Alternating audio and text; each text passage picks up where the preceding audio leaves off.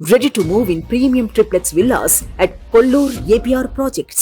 Andhra Pradesh brand ఇమేజ్ని ఏ రకంగా జగన్మోహన్ రెడ్డి దెబ్బతీస్తా ఉన్నాడో నిజంగా తలుచుకుంటేనే చాలా బాధ కలుగుతుంది.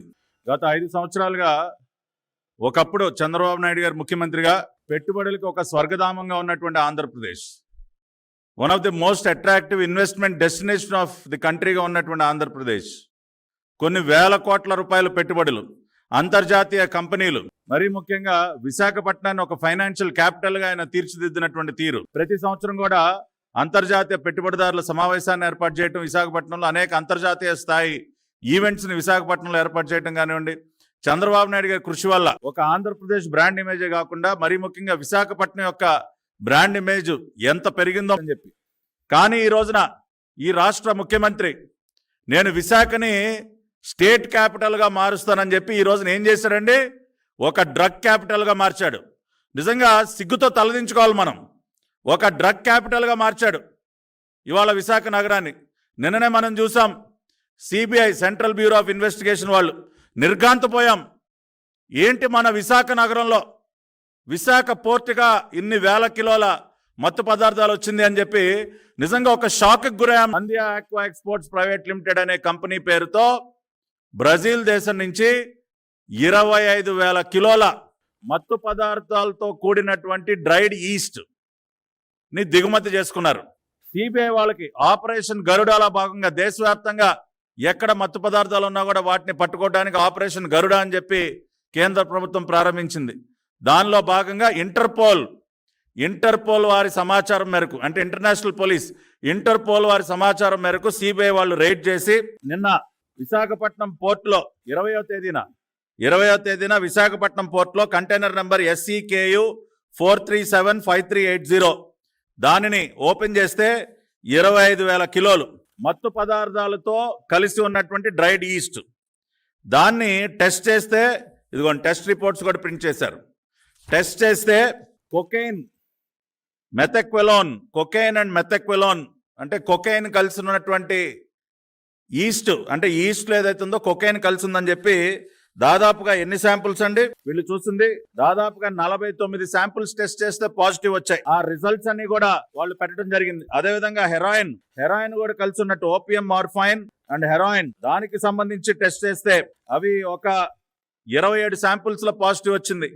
ఇప్పుడు చెప్తుంటాం, వీళ్ళ అరుపులే నిజాలైతే, వీళ్ళు గొంతు తెరవడమే నిజం అయిపోతే, ఇప్పుడు టీడీపీ చేసే అబద్ధాలన్నీ కూడా, గాల్లోంచి కల్పితాలు కూడా తీసి చేసేవన్నీ కూడా నిజాలే అనుకోవాల్సి వస్తుంది. నిన్న అసలు జరిగినప్పటి నుంచే వాళ్ళు సర్దుకొని గుమ్మడికాయ దొంగ ముందు ఇంకా అప్పుడే భుజాలు తడుక్కోవడం, దొంగ అని అరుచుకుంటా పరిగెత్తుకుంటా పోయి తప్పించుకోవాలని చూడడం, క్లాసిక్ కేసులు ఏమైనా ఉండేవి వీళ్ళే చేసేది. ఇప్పుడు ఈ డ్రగ్స్కు సంబంధించినంత వరకు వచ్చి పడింది అక్కడికి వైజాగ్లో ఒక భారీ సినిమా తరహాలో, సినిమా ఫ్యాక్టరీలో అది బయటకు వచ్చింది, పట్టుబడింది. సిబిఐ సెంట్రల్ గవర్నమెంట్ చెందిన సిబిఐ దాన్ని పట్టుకుంది. ఓ పక్క అది జరుగుతుంటే అసలు వీళ్ళు పెట్టి వాళ్ళు చేస్తున్న ఆరోపణలు పైత్యం ఎక్కడికి పోతుందంటే, సరే సోషల్ మీడియాలో ఎవడో కింద లేయర్లలో ఉండేవాళ్ళు ఏదో చేస్తే ఉంటే పార్టీ అధ్యక్షుడు, ఆ పార్టీ వాళ్ళు పెట్టిన జాతీయ ప్రధాన కార్యదర్శి అతని కొడుకు లోకేష్, వాళ్ళు కూడా ట్వీట్లు పెట్టడం. అసలు చంద్రబాబు నాయుడు ఆయన ముఖ్యమంత్రిగా పనిచేశాడు రాష్ట్రానికి, ఇంతకుముందు చేశాడు, ఈ రాష్ట్రానికి మళ్ళీ కావాలని పగటికెళ్ళాలి అంటున్నాడు. అతని కొడుకు ఫ్యూచర్లో ఎప్పుడన్నా అయిపోతానేమో అని అతను పగటికెళ్ళాలి అంటున్నాడు. ఆ బుద్ధి అన్న ఉండాలి, కొంత ఇంగితం ఉండాలి కదా. ఏం మాట్లాడుతున్నాము, ఏ స్థాయి వ్యక్తులము, మాట్లాడే ముందు మా స్థాయి కన్నా ఇది సరిపోతుందా, ఫ్యాక్ట్స్ ఏంటి, ఫ్యాక్ట్స్ లేదు మాట్లాడకూడదు అనే కనీస జ్ఞానం, కనీసం ఇంగితం అన్న ఉండాలిగా. ఇప్పుడు దానికి రిప్లై మేము ఎక్స్ప్లెనేషన్ లాగా ఇచ్చుకోవాలి. సాక్షాత్తు ఈయన చంద్రబాబు నాయుడు వదిన, ఇప్పుడు BJP state president Purandeswari, NT Rama Rao కుమార్తె, ఆమె కొడుకు ఒక కంపెనీలో ఉన్నాడు. ఆమె వియ్యంకుడు ఆ కంపెనీలోనే పార్ట్నర్ అనుకున్నారు. వాళ్ళు ప్రమోట్ చేసిన కంపెనీనే తర్వాత డివైడ్ అయ్యింది, ఒక్కొక్కరు ఒక యాక్టివిటీ చూసుకుంటున్నారు. బయటకు వచ్చి మేము అటాక్ చేసి వీడు సంజయ్ శివాల్ వాళ్ళు టీడీపీ వాళ్ళు అట్లాంటి వాళ్ళు ఉల్టా ముందే అందుకొని హడావుడిగా రాత్రి నుంచి 10 నుంచి ఉదరగొడుతున్నారు. ఇది ఖచ్చితంగా మేము అనుమానించేది ఇది ఒక పెద్ద రిలీఫ్ దొరకడం అనేది. అదే గన ఊహించలేకపోతున్నాం. అది గన తప్పించుకొని బయటకు వచ్చింటే ఇది ఖచ్చితంగా టీడీపీకి సంబంధించిన నాయకుల రోల్ ఉందని గట్టిగా అనుమానిస్తున్నాం. సిబిఐ వాళ్ళ ఎఫ్ఐఆర్లు ఉన్నాయి. సిబిఐ వాళ్ళ ఎఫ్ఐఆర్లు ఇంకొక మాట కూడా అన్నారు. నిన్న ఎప్పుడైతే మాకు ఇంటర్పోల్ సమాచారం వచ్చి ఈ రకంగా భారీ ఎత్తున డ్రగ్స్ బ్రెజిల్ నుంచి దిగుమతి అవుతా ఉన్నాయి, ఈస్ట్ అనే పదార్థంలో కలిపి ఈ డ్రగ్స్ని దిగుమతి చేస్తూ ఉన్నారు అని సమాచారం వచ్చి విశాఖపట్నం పోర్టుకు వచ్చి ఈ కంటైనర్ అంతా కూడా వాళ్ళు తనిఖీ చేసి శాంపుల్స్ అన్ని కూడా టెస్ట్ చేస్తూ ఉంటే ఆంధ్రప్రదేశ్ చెందినటువంటి కొంతమంది ఉన్నతాధికారులు వచ్చి అడ్డం పడ్డారంట. ఆ విషయాన్ని కూడా వాళ్ళ ఎఫ్ఐఆర్లో వాళ్ళ రిపోర్ట్లో రాశారు చాలా క్లియర్గా. During the process of examination various officers of Andhra Pradesh government gathered at site causing delay in the CBI proceedings. ఏం పనండి? Various officers of Andhra Pradesh government. నేను వాళ్ళ రాష్ట్ర ముఖ్యమంత్రి జగన్ రెడ్డిని అడుగుతా ఉన్నా, ఏం పనయ్యా? ఆంధ్రప్రదేశ్ సీనియర్ ఆఫీసర్స్కి ఏం పని? విశాఖపట్నం పోర్టులో మత్తు పదార్థాలు దిగుమతి అవుతా ఉన్నాయి భారీ ఎత్తున బ్రెజిల్ నుంచని ఇంటర్పోల్ ద్వారా సమాచారం వచ్చి సిబిఐ అధికారులు అక్కడికి వెళ్ళి తనిఖీ చేస్తా ఉంటే ఇవాళ నీ మోచేతి నీళ్లు తాగేటటువంటి అధికారులకు ఏం పనయ్యా?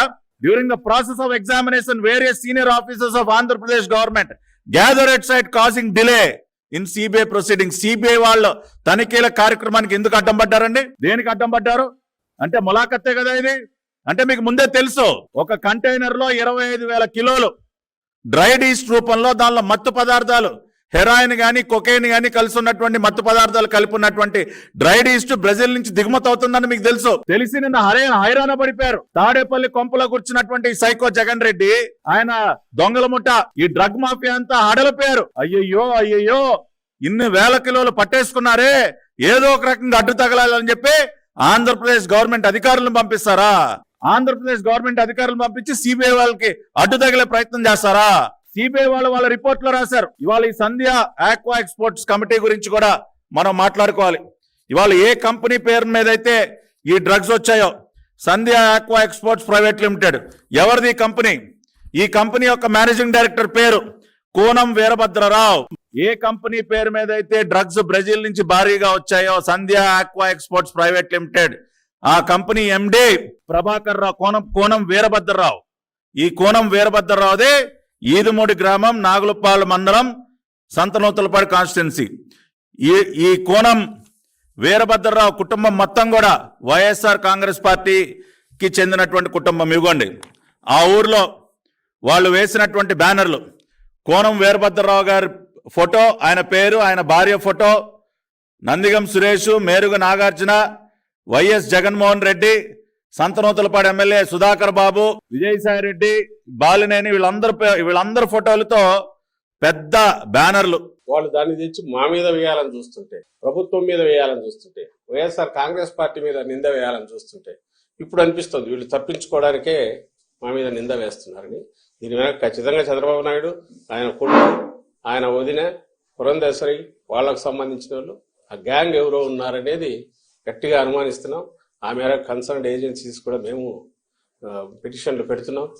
ఐ థింక్ సిబిఐ యాంగిల్లో కూడా చూడాలని మేము భావిస్తున్నాం. వీళ్ళు గ్రౌండ్ ప్రిపేర్ చేసుకుంటున్నారు. మీరు గమనిస్తే డ్రగ్ రిలేటెడ్ గంజాయి, మన స్టేట్లో అంటే గంజాయి మెయిన్, దాని మీదనే ఉండేవాళ్ళు. ఇంతకుముందు టోకెన్ గా ఎప్పుడన్నా జరిగేవి, నామకా వస్తే దాడులు జరుగుతుండేవి, తగలబెట్టేవాళ్ళు. మీరు గమనిస్తే ఉమ్మడి స్టేట్లో అట్లాగే ఉండేది. అలా ఇంకా టీడీపీ హయాంలో అయితే అది మామూలు మన పంట మాదిరి పండించినారు. అప్పట్లో టీడీపీ నాయకులే ఒకరి మీద ఒకరు అలిగేషన్స్ కూడా చేసుకున్నారు. ఉత్తరాంధ్రలో వాళ్ళ కన్సర్న్లోనే జరుగుతుంది. 100 కోట్లు సంపాదిస్తున్నారు, 1000 కోట్లు సంపాదిస్తున్నారని చూస్తున్నట్టు చంద్రబాబు నాయుడు కూడా వదిలేస్తున్నారు.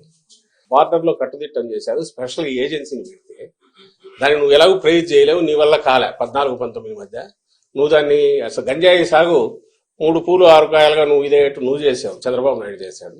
ఈరోజు దాన్ని ఎరాడికేట్ చేసిన మా మీద, నేను ఇంతకుముందు అన్నట్టు దొంగ అన్నట్టు మా మీద నిందలు వేసే ప్రయత్నం చేస్తున్నారు. ప్రతి దాంట్లో ఇదే పని చేస్తున్నారు. ఈ రోజు ఎన్నికల సమయంలో కూడా మాట్లాడడానికి ఏం లేక చెప్పడానికి 1,00,000 ఉంటాయి. ఎన్నికలు వస్తే మేమేం చేస్తామో మీరేం చేయలేదు చెప్పాలా, లేదా మేము గతంలో ఏం చేసామో వాళ్ళు చెప్పాలా. సుమన్ టీవీలో మీ పర్సనల్ అండ్ బిజినెస్ ప్రమోషన్స్ కోసం కింది నెంబర్కి కాంటాక్ట్ చేయండి.